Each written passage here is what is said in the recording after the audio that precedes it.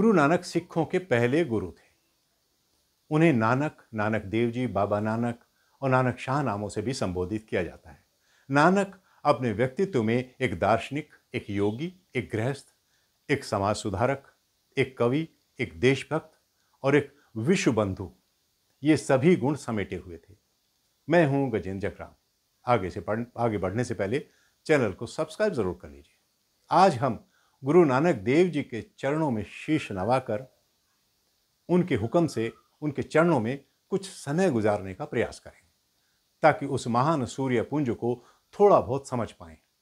सबसे पहले नानक देव जी के बारे में थोड़ी बहुत जानकारी मैं आप लोगों को दे देता हूं। गुरु नानक देव का जन्म 29 अक्टूबर सन 1469 को कार्तिक पूर्णिमा के दिन रावी नदी के किनारे तलवंडी गांव में हुआ था, जो आजकल पाकिस्तान में पड़ता है, और वहीं पर ननकाना साहिब गुरुद्वारा बना हुआ है। नानक देव ने 22 सितंबर सन 1539 को अपना भौतिक शरीर त्याग दिया था, जहां करतारपुर पाकिस्तान में गुरुद्वारा दरबार साहिब बना हुआ है। नानक के पिता का नाम मेहता कालूचंद खत्री ब्राह्मण और माता का नाम तृप्ता देवी था। तलवंडी का नाम बाद में नानक के नाम पर ननकाना पड़ गया था। नानक की बहन का नाम नानकी था। एक कहावत है, होनहार वीरवान के होत चीकने पात। नानक देव में बचपन से ही कुछ दिव्य लक्षण दिखाई देने लगे थे। शुरू से ही उनकी दुनियादारी में कोई रुचि नहीं थी और पढ़ने लिखने में भी उनका मन नहीं लगता था। इसलिए 7-8 साल की उम्र में ही उनका स्कूल भी छूट गया था, क्योंकि उनके स्कूल टीचर ने भगवत प्राप्ति के संबंध में उनके सवालों के आगे अपनी हार मान ली थी। इसके बाद वे नानक को ससम्मान खुद उनके घर छोड़ने गए और उनके घर वालों से बोले, भला मैं इसे क्या पढ़ा सकता हूँ, ये तो सब कुछ पहले से ही जानता है।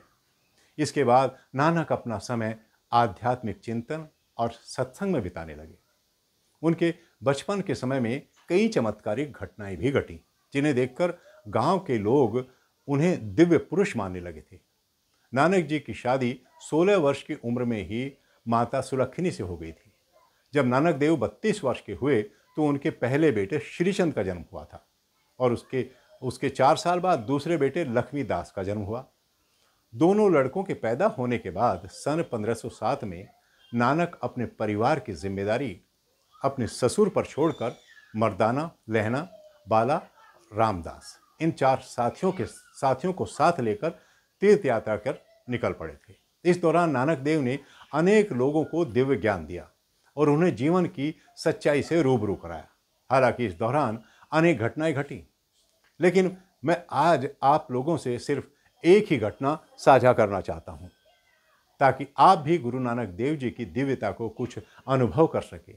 जयराम मिश्र ने अपनी पुस्तक गुरु नानक देव जीवन और दर्शन में उनके बारे में काफ़ी कुछ लिखा है। नानक जी का एक किस्सा मैं आप लोगों को सुनाता हूँ। सुल्तानपुर नाम की एक रियासत थी, जिसके नवाब दौलत खान थे। अपनी यात्रा के दौरान नानक देव जब सुल्तानपुर पहुँचे तो वहाँ मुसलमानों को नमाज का महत्व समझाने लगे कि मुसलमानों की 5 नमाज है, उनके 5 वक्त है और उनके अलग अलग नाम हैं।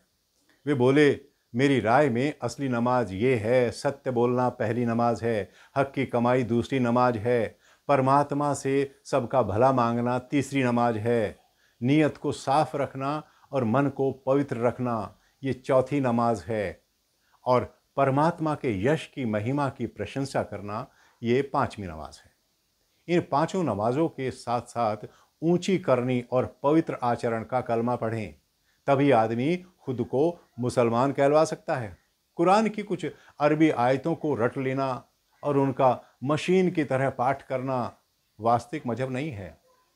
इस बात पर एक काजी बिगड़ गए और नवाब से उनकी शिकायत की कि ये जो बातें करते हैं हम तो तब माने जब ये हमारी नमाज में शामिल हों। खैर, नानक देव उनकी नमाज में शामिल हो गए। जब नमाज समाप्त हुई तो काजी साहब ने गुरु नानक की शिकायत नवाब साहब से की और बोले, नानक ने नमाज के समय हंसकर सारी भीड़ का ही अपमान और तिरस्कार नहीं किया, बल्कि सारे मुसलमान मजहब की हंसी उड़ाई है। नवाब दौलत खां बड़े ही सहिष्णु यानी फ्लोरेंटिस्टान थे। उन्होंने गुरुजी महाराज के पास जाकर उनसे कहा, महाराज, आपने तो हम लोगों के साथ नमाज में शामिल होने की प्रतिज्ञा की थी, लेकिन इसके उलट जब काजी नमाज पढ़ रहे थे तो आप उन पर हंस क्यों रहे थे? गुरु नानक देव बोले, मैंने नमाज में शामिल होने की प्रतिज्ञा जरूर की थी, पर काजी साहब का ध्यान नमाज में बिल्कुल नहीं था। वे तो मुंह से आयत का मात्र उच्चारण कर रहे थे, लेकिन उनका मन तो कहीं दूसरी जगह पर था। उनका मन तो नए बछड़े के पीछे दौड़ रहा था जिसे वे घर छोड़कर आए थे। उन्हें डर था कि कहीं वो आंगन के बड़े गड्ढे में न गिर जाए।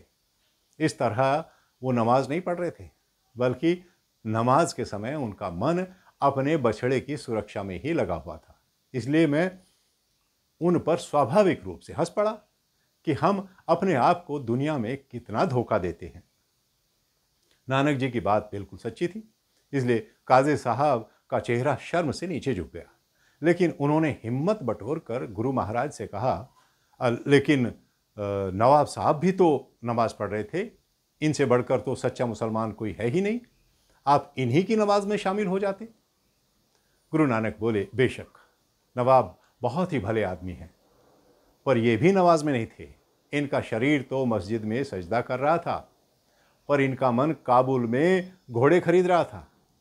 इसी तरह से जितने भी लोग वहाँ नमाज पढ़ रहे थे, उन सब के मन सांसारिक चीज़ों के पीछे चक्कर काट रहे थे। ऐसी नमाज किसी काम की नहीं है, वो निरर्थक है। ऐसी नमाज से केवल हमारा अहंकार, हमारा दम्भ यानी एरोगेंस और असहिष्णुता यानी इंटॉलरेंस ही बढ़ती है। इसी तरह से आप लोगों की नमाज में शरीक नहीं हो पाया। ऐसा कहकर गुरु नानक देव वहाँ से चलने लगे। लेकिन नवाब दौलत खां ने अनन्य भक्ति भावना से गुरु महाराज के चरणों को पकड़ लिया और बोले, अरे सच्चे फ़कीर, खुदा के प्यारे, यहीं रुक जाइए। सुल्तानपुर का सारा अधिकार, सारी हुकूमत, सारी धन दौलत आपके चरणों में समर्पित है। आपसे मेरी गुजारिश है कि आप मेरी ये प्रार्थना स्वीकार कर लीजिए। मैं जीवन भर आपका गुलाम बनकर आपकी खिदमत करूँगा। आप हम सबको छोड़कर कहीं दूसरी जगह मत जाइए। गुरु नानक देव महाराज ने ध्यानावस्था में अधमुंदे नेत्रों से उत्तर दिया, मेरे सच्चे दोस्त, ऐसा नहीं हो सकता। समस्त विश्व का शासक मेरा प्रभु और भी ज़रूरी काम से मुझे बुला रहा है। मुझे उसके आदेश का पालन करना ही होगा। मुझे उसकी सेवा में अपना जीवन अर्पित करना है। परमात्मा का आदेश है कि मैं दूर के देशों में जाऊं और लोगों को उसके नाम की महिमा सुनाऊं। मेरे दोस्त, अपना अधिकार और अपनी रियासत को खुदा का अधिकार और खुदा की रियासत समझिए। आप अपने आप को उनका नौकर समझिए। अपने दिल में खुदा के लिए और इंसान के लिए मोहब्बत रखिए। खुदा आपकी रक्षा करेगा। नवाब का सिर भक्ति भावना से गुरु जी के चरणों में झुक गया। एक तो अपना सब कुछ समर्पित करने को तैयार था, और दूसरा परमात्मा के नाम पर, उसके भरोसे पर सब कुछ त्याग करने को पूरी तरह से तैयार था। इस दृश्य को देखकर कबीर दास का ये दोहा मूर्तिमान होकर हमारे सामने उपस्थित हो जाता है। सिख को ऐसा चाहिए गुरु को सब कुछ दे, और गुरु भी ऐसा चाहिए सिख का कछु ना ले। आज बस इतना ही।